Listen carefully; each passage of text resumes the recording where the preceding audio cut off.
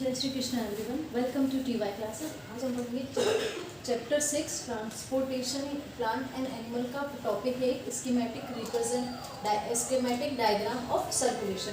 अब यहाँ क्या बताया है, इजीएस्ट वे में ये हार्ट जो है वो बॉडी में ब्लड जो है सर्कुलेट कैसे करता है, कैसे डीऑक्सीजनेटेड ब्लड ट्रांसफ़र होता है और कैसे ऑक्सीजनेटेड ब्लड वापस ट्रांसफ़र होता है। तो अब यहाँ जो है वो पंपिंग जो हो रही है वो कैसे होगी, जैसे हार्ट की जो पंपिंग है वो दो प्रोसेस में कंप्लीट होती है, that is by pulmonary circuit and systematic circuit. तो पल्मोनरी सर्किट में क्या होगा कि बॉडी पार्ट और ऑक्सीजन डीऑक्सीजनेटेड ब्लड का बहुत बड़ा रोल होगा। अब जो एक बार डेफिनेशन देख लेते हैं।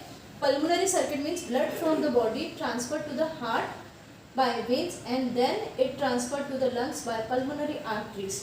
अब यहाँ क्या होता है, जैसे डायग्राम होता है, कैपिलरीज जो होती है जो होल बॉडी के अंदर प्रेजेंट रहती है, यानी हमारे बॉडी में क्या अंदर कहीं पर भी कट लगा ब्लड जो है वो फ्लो होना शुरू हो जाता है। तो जहाँ ब्लड फ्लो हो रहा है वो ब्लड वेसल्स के थ्रू हो रहा है, कैपिलरीज के थ्रू हो रहा है। जो ये कैपिलरीज है, जो ये ब्लड बॉडी के अंदर है, यहाँ कैपिलरीज से क्या होगा, डीऑक्सीजनेटेड ब्लड क्या होगा, ट्रांसफर होगा। डीऑक्सीजनेटेड ब्लड मीन्स ऐसा ब्लड जिसमें ऑक्सीजन की क्वांटिटी बहुत कम है। तो इसकी नीड क्या है कि इसको डीऑक्सीजनेटेड ब्लड को बाहर निकालना। तो यहाँ क्या होगा कि डीऑक्सीजनेटेड ब्लड बाय वेन्स जो है वो हार्ट में पहुँचेगा। हार्ट से फिर क्या होगा कि ये ऑरिकल और वेंट्रिकल्स हैं, इन ऑरिकल और वेंट्रिकल से ट्रांसफर होके ये पल्मोनरी आर्टरीज में जाएगा। पल्मोनरी आर्टरीज क्या फंक्शन करती है, यहाँ पल्मोनरी आर्टरीज में जो है वो डीऑक्सीजनेटेड ब्लड होता है। ये सिर्फ एक्सेप्शन केस है पल्मोनरी आर्टरी जिसमें डीऑक्सीजनेटेड ब्लड ट्रांसफर होता है। अब ये पल्मोनरी आर्टरी क्या करेगी, डीऑक्सीजनेटेड ब्लड हार्ट से लेके लंग में लेके जाएगी। अब लंग्स के अंदर एल्वेलाई और वो बहुत एल्वेलाई अगर प्रेजेंट रहते हैं तो वहाँ से क्या होगा, गैसेस का एक्सचेंज होगा।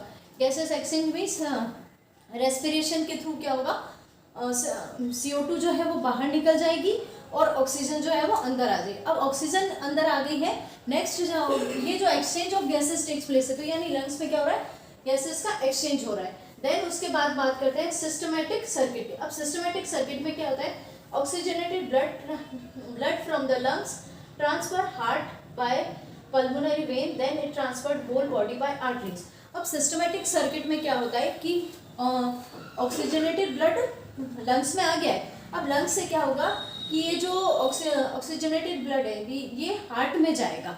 हार्ट में जाएगा किसके थ्रू, पल्मोनरी वेन्स के थ्रू। ये एक एक्सेप्शन केस है। जैसे पल्मोनरी वेन्स में क्या होता है कि ऑक्सीजनेटेड ब्लड आता है। अब यहाँ ऑक्सीजनेटेड ब्लड पहुँच गया, उसके बाद ऑरिकल और वेंट्रिकल में ट्रांसफर होगा।